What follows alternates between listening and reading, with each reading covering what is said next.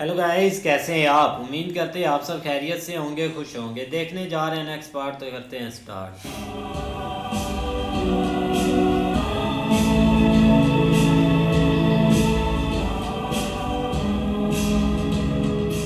पर अवश्य आप अपनी कर्तव्य भावना के तले सबकी इच्छा अनिच्छा को सदैव कुचलते ही रहेंगे। सही बोला है मंत्री। अपने शब्दों पर अंकुश रखिए। पितामह का अपमान करने का मानुश्री का आशय नहीं था काका जी।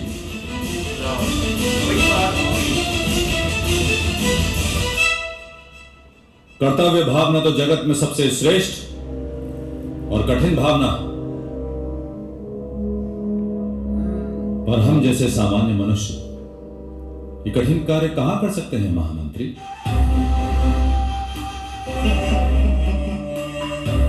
कुमार सत्य कह रहे हैं महामंत्री। भगवान सूर्य स्वयं जलते हैं, इसलिए वो प्रकाश दे सकते हैं। चंद्रमा में जलने की शक्ति नहीं होती, इसलिए वो प्रकाश नहीं दे सकते, केवल शीतलता ही दे सकते हैं। स्वयं जिन्होंने अपना परिवार नहीं बसाया, उनसे हम किस प्रकार अपेक्षा कर सकते हैं कि वो परिवार का स्नेह समझ पाए? बड़ी बात उसका सर दबा दे भाई, उसका सर दबा दे।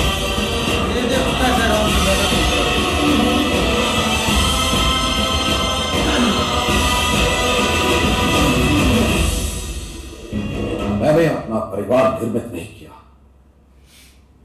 क्योंकि मेरे भाई के पुत्र और पौत्र ही मेरा परिवार है महाराज।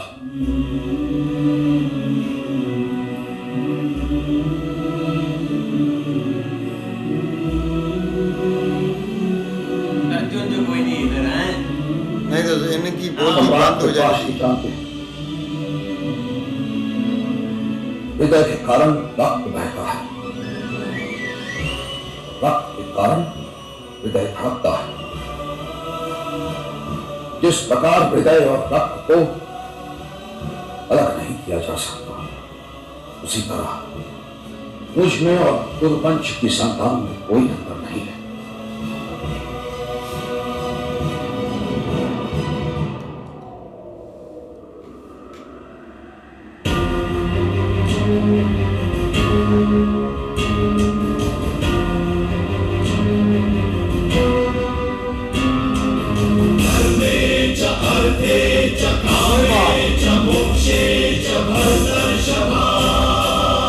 जिनके कान भरे हुए हैं धृतराज के भी।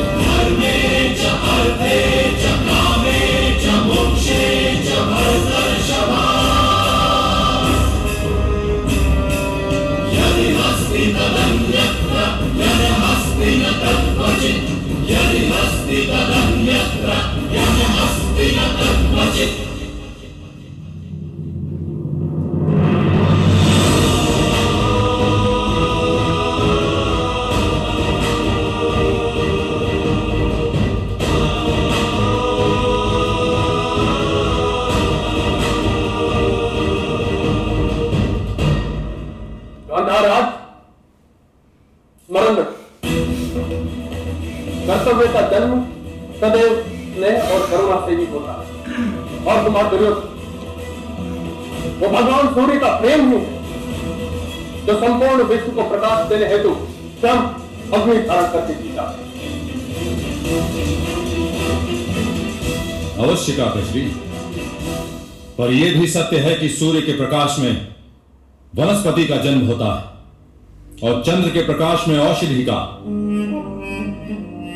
अर्थात जो मूल्यवान है वो क्या कर्तव्य से प्राप्त होता है या प्रेम से?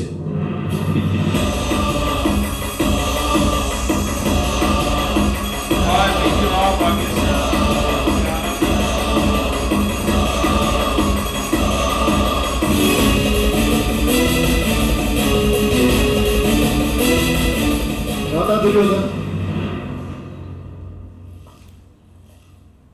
चर्चा का प्रश्न में ही रहा। महामहिम ने कह दिया है कि दुश्ला का स्वयंवर रचा जाएगा। पितामह के शब्द हम सब के लिए बंधन है। आपके लिए बंधन है युवराज। जो हस्तिनापुर की सभा का सभासद है उसके लिए बंधन है, मेरे लिए नहीं। लॉर्ड, ये इसका बाप इस सुकून से सुन रहा है। वास्तव में बड़ी विकट स्थिति का जन्म हुआ है यहाँ। मेरे लिए कोई बंधन नहीं, क्योंकि मैं युवराज नहीं। गुस्सा आपके में लिए यही बंधन बात है, है। क्योंकि मैं सम्राट का पुत्र हूं। सम्राट को देखो, सम्राट सम्राट लगड़े बने का भांजा। मुझे मिल जाएगा। मेरे किसी कार्य को आप रोक नहीं सकते। लॉर्ड, आपके किसी भी कार्य को मैं रोक सकता हूं। लॉर्ड, जल प्रपात भूमि को धो डालता है, भूमि जल प्रपात के लिए कभी बाधा नहीं बन सकती।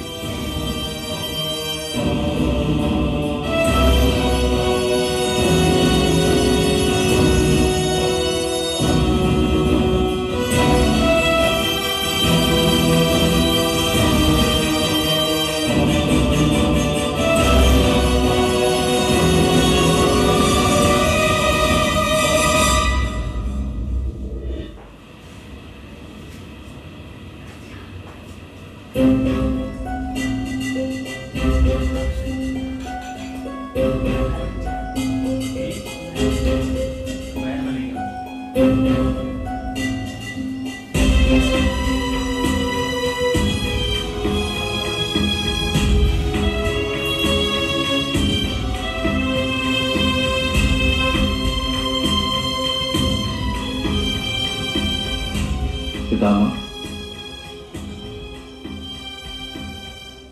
पुत्र युधिष्ठिर, एक समय माता पार्वती ने खेल खेल में भगवान शिव की आंखें बंद कर दी और उसी क्षण पूरी सृष्टि में अंधकार छा गया और उस अंधकार से अंधक नाम के असुर का जन्म हुआ। पूरी सृष्टि को पीड़ा देने लगा। बड़ी मिसाल। बड़ी विकट परिस्थिति थी देवताओं के लिए। भगवान शिव और पार्वती के पुत्र को, शिव और पार्वती को छोड़कर अन्य कोई नहीं मार सकता था। ऐसा भी धर्म संकट है हमारे। उस समय भगवान शिव ने जगत का उद्धार किया था पितामह। धृतराष्ट्र अपने पुत्र पर अंकुश नहीं लगा सकता।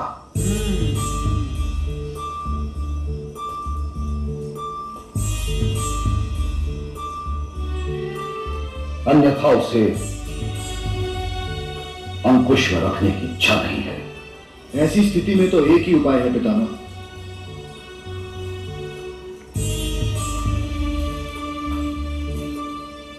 आपको निर्णय लेना होगा पितामह।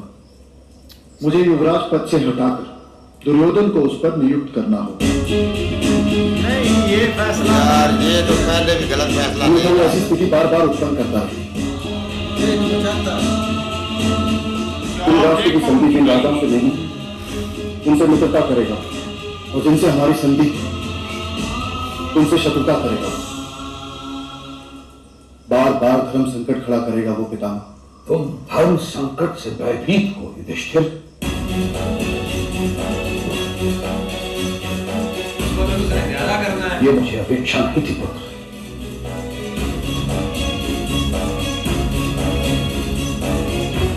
मैं आपके अपमान से भयभीत हूं पितामह और दुर्योधन ने ऐसी स्थिति बार बार निर्मित करता रहेगा इससे आपका अपमान होता है। और तुम ये मानते हो कि तुम युवराज पद से त्याग दोगे तो वो कुछ उससे नहीं मेरा करेगा। सम्मान होगा। वो और करेगा भाई। पुत्र युधिष्ठिर, मैंने अपने पिता को वचन दिया था, जब तक हस्तिनापुर के सिंहासन पर धर्म और सुरक्षा दोनों की स्थापना नहीं हो जाती तब तक मैं संघर्ष करता रहूंगा।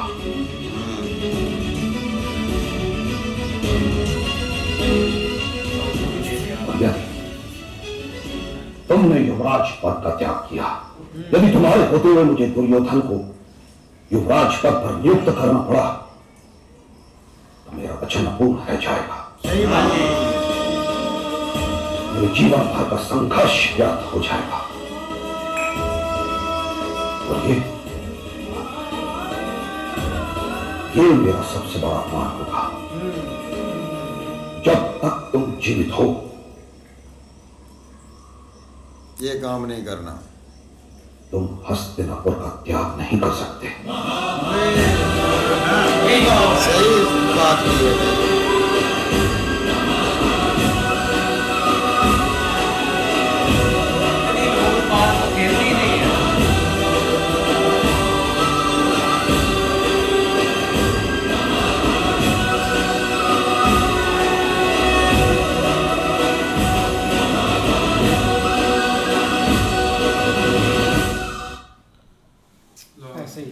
लो भाई, एक क्लियर भीष्मा जी ने तो कर दिया, लेकिन दूसरी तरफ जो कौरव है ना शकुनी के साथ मिलकर जो चाहते हैं भाई वो इसमें कामयाब हो गए। जो भीष्मा जी के उन्होंने साथ किया है ना वहाँ राज्यसभा में खड़े होकर, वो बहुत ही रॉन्ग है यार, बहुत ज़्यादा।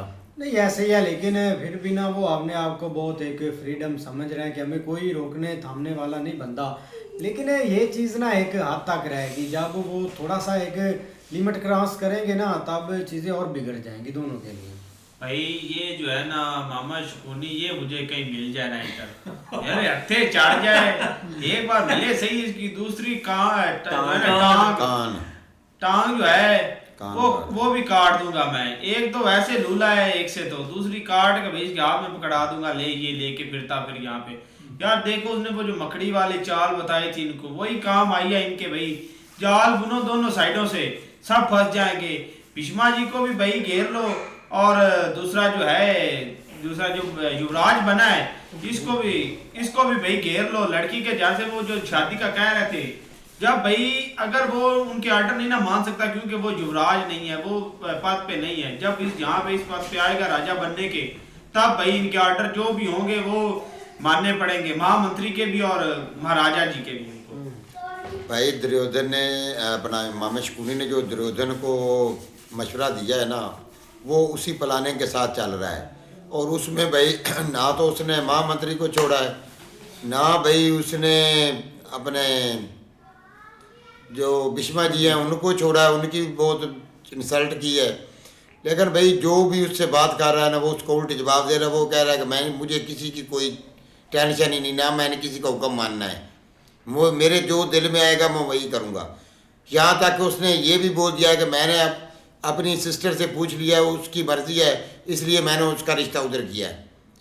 तो यार उसका बाप जो है वो सुन रहा है, और जब उसके बारे में कोई बात करते हैं वो इतना ऐसे चढ़ा हो जाता है। ये अंधों का कानून बना फिरता है, कोई फैसला ही नहीं उसके खिलाफ देता। हालांकि धृतराष्ट्र का काम था कि इसके खिलाफ फैसला देता।